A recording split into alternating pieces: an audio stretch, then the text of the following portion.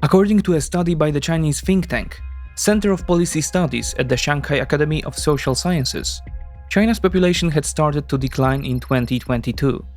Slowly at first, but over time, it will turn into an uncontrollable drop. According to the researchers at the current trend, China's population in the year 2100 will stand at 587 million. This is a decline of more than 800 million people from the current 1,400 million. China's demographic problems threaten domestic stability, as well as China's plan to challenge US world domination. Welcome to the 20th Report.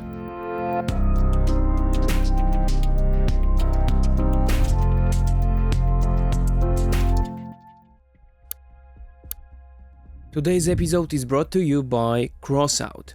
Crossout is online vehicle shooter, where vehicles are made from scratch by you. You can unleash your imagination and create your unique vehicle by choosing from a huge arsenal of parts like vehicle structure, weapons, radars, drones, stealth generators, and even decide how the vehicle will move. The editor is easy to use and allows you to quickly test your vehicle and start playing. The developers have provided a variety of game modes, from standard PvP through racing, narrative-driven campaign, and even vehicle football. What's interesting to me is that you can create, upgrade and sell parts of your vehicle to get profit and buy another equipment you need. The game is free to download from the link provided below. It's available for PC, PlayStation or Xbox consoles. Monitoring population levels, especially of the world's largest country, is a daunting task. It is an even more breakneck task to forecast how it will evolve many decades ahead. Nevertheless, the consensus among demographers is that China's population is reaching its peak at this point, if it hasn't already. Beijing is now at the top of the roller coaster, moments before the rapid descent downwards. Forecasts vary, but all agree on one thing: the rapidity of China's population decline. The UN is the most optimistic about Beijing and predicts that by 2100, China's population will have fallen by around 45%. to 780 million, and this will include some 600 million citizens. Yi Fuxian, a longtime researcher of Chinese demography at the University of Wisconsin-Madison, sees a darker future, on where China in 2100 will be a country of 450 million, a staggering decline of almost 1 billion people. In fact, Yi Fuxian argues that China's population has already been declining for several years, contrary to official statistics. The researcher backs up his opinion with hard data, based on the distribution of mandatory vaccines. According to it, China's population started to shrink not in 2022, but in 2018. Moreover, using unconventional data sources, Yi Fuxian claims that China's population is not the official 1,410 million, but 130 million fewer people, or 1,280 million. Therefore, according to Yi's data, it is India that has been the most populous country in the world for several years now. Yi's figures are followed by a number of others that show just how dire Chinese population numbers are. The number of marriages has shrunk by 40% in 10 years, from over 12 million marriages in 2012 to a mere 7 million in 2021, the lowest measured since the 1980s. A simulation by Australia's Victoria University shows that if Beijing makes no changes to the compulsory retirement age in 2100, pensions will cost the budget 20% of GDP. Today it is 4%. Note that women in China retire at 50 or 55, depending on where they work, and men at 60. The reasons for China's dramatic demographic outlook are many. At the forefront, however, is the notorious and abolished in 2016 one-child policy. The directive, in force in China for 40 years, has had an irreversible effect on Chinese society. The Communist Party and Mao Zedong, who came to power in 1949, treated their own population as a formless mess that they believed could be molded at will. First, Mao urged large families, forbade abortion and contraception, and induced women to produce offspring so that it would fuel economic growth, with a massive supply of human power. This led to unprecedented population growth, from the 1950s to the 1970s. Excluding the period of the Great Chinese Famine, which, let's recall, had 42 million victims, the average Chinese woman gave birth to up to 6 children during this period. As a result, China's population doubled. In 1979, it was almost 1 billion people, compared to 540 million in 1949. It was then that the communist authorities decided to turn the tide. In 1980, in order to stop the rapid population growth, the communist authorities introduced the one-child policy. The strategy, by communist standards, proved successful. Population growth slowed down. From then on, the supply of children became subject to targets and quotas set by the authorities, as if it were a resource like coal or a product such as steel. Nevertheless, it is hard to quantify the scale of the suffering that the one-child policy has brought on those who have experienced it. Chinese people were only allowed to have one child except in rural areas, where 2 children were allowed if the first child was a girl. Still, this fact meant that people often made a choice about the sex of the offspring they were expecting. This choice could only be made in one way. As a result, there are nearly 18 million more men than women in the Chinese population between the ages of 20 and 40. Also, 2 entire generations grew up without siblings, uncles, aunts, and cousins. In 2007, in Bobai, in Guangxi province, the authorities performed forced abortions and sterilizations on 17,000 women in response to protests against the one-child policy.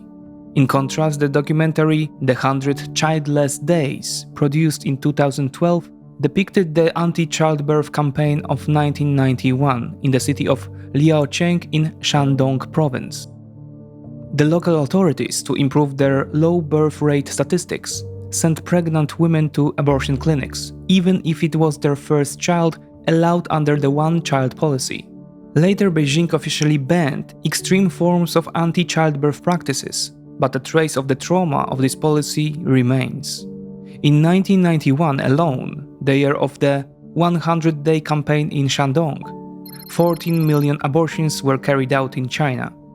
Their number remained a similar level for many years. By comparison, 9 million abortions were performed in 2020. In total, according to Chinese official statistics, during the 40 years of the one-child policy, there were 336 million abortions and 196 million sterilizations in China. As British Chinese author Ma Jian points out, crimes of this nature committed by the regime could only be equated with a period of war, but the Chinese authorities committed this crime against humanity systematically, on a massive scale, for nearly 4 decades. The one-child policy can be fully qualified as one of the greatest crimes against humanity in all of history. In 2016, just as in 1980, the lever was moved to the other side. But now the Chinese Communist Party had the goal of population growth, because severe demographic problems were staring Chinese policymakers in the eye. The solution seemed simple: abolish the one-child policy and everything would return to normal. However, Beijing's social engineering would eventually backfire. The first decision was to allow people to have 2 children, but contrary to expectations, in which Chinese people were suddenly expected to reproduce en masse again, this had no effect. So Beijing and the local authorities started to introduce more facilities, extra benefits for pregnant women, longer maternity leave, and even organizing dates for singles. In vitro clinics are springing up all over, yet all to no avail. In 2021, Beijing started allowing 3 children. However, China's fertility rate continues to plummet, and now stands at 1.3, which is even lower than in Japan, where it stands at 1.34. In the beginning, the one-child policy was forced, even brutally. Thus today, at least 2 generations of Chinese have grown up with the one-child policy, and this family model is now natural for Chinese people. After 40 years, the policy have become China's lifestyle, ideology, and family structure. It's automatic and most people don't question it. In an era of incredible competition among Chinese youth, to be able to provide the best possible education, Many parents are coming to the conclusion that they simply cannot afford to have more children. Young Chinese often do not feel financially prepared to have children or a larger family. Unemployment among the under 24s has reached 20%. This is compounded by draconian pandemic restrictions and the housing crisis, resulting in mass layoffs and social instability. Even the communist authorities acknowledge that the problem exists. Quote, "Low births and aging will become the new norm," wrote the National Health Commission. Meanwhile, Xi Jinping called the nation's falling fertility rate a potential threat to national security. The Chinese have officially acknowledged that the one-child policy has been a terrible mistake. No, of course not.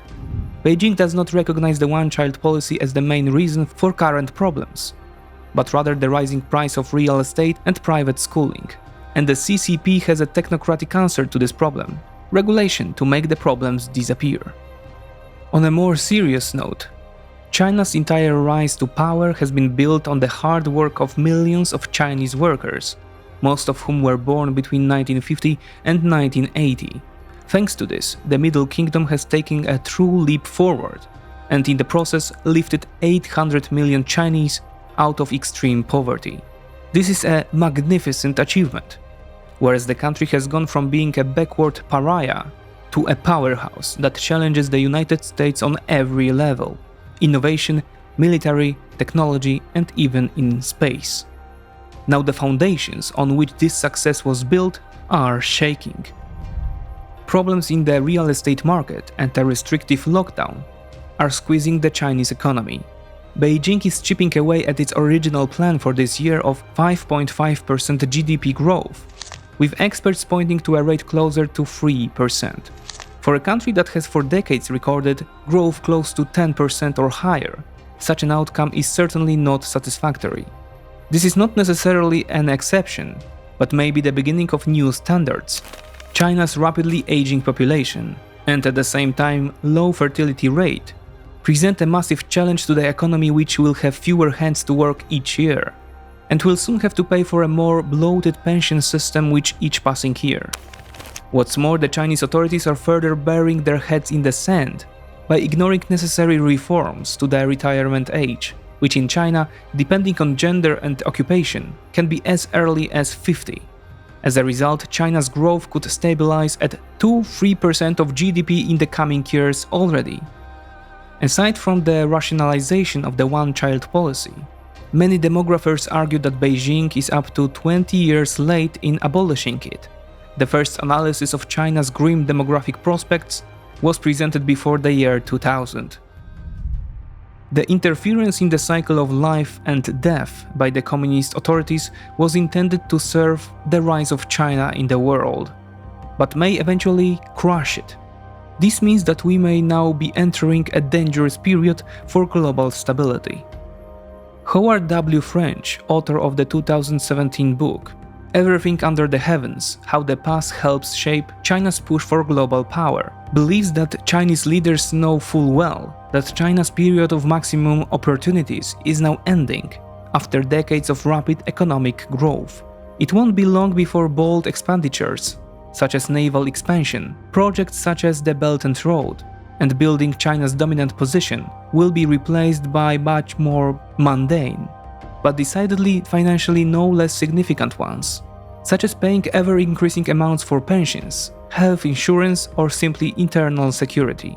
The latter may be especially important as the years of unbridled growth come to an end, which will create tensions in China's social contract. It is also for this reason that Xi Jinping is trying to accumulate as much power as possible, and this is making the present time very dangerous. The window of opportunity for China to challenge the global dominance of the United States may be closing as fast as it has opened. The Americans have a number of advantages that make decision makers in Washington much more confident about the future than those in Beijing. First and foremost, they are starting from a much higher level. The US economy is still nominally 30% larger than the Chinese, and the average American, even taking purchasing power parity into account, is 4 times wealthier than the average Chinese.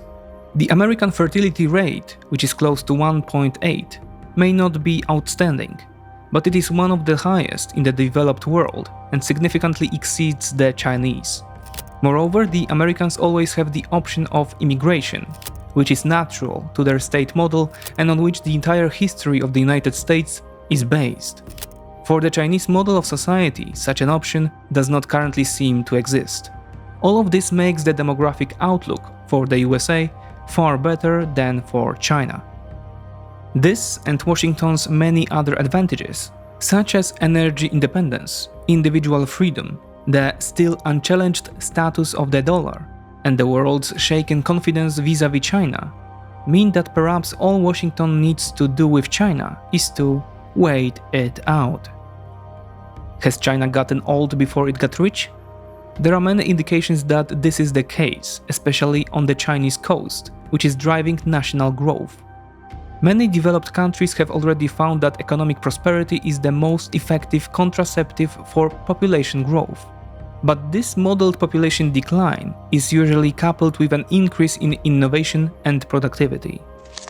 As a counterpoint to Beijing's bleak outlook, it is this aspect that Chinese commentators point out, arguing that innovation and productivity growth can mitigate the demographic collapse.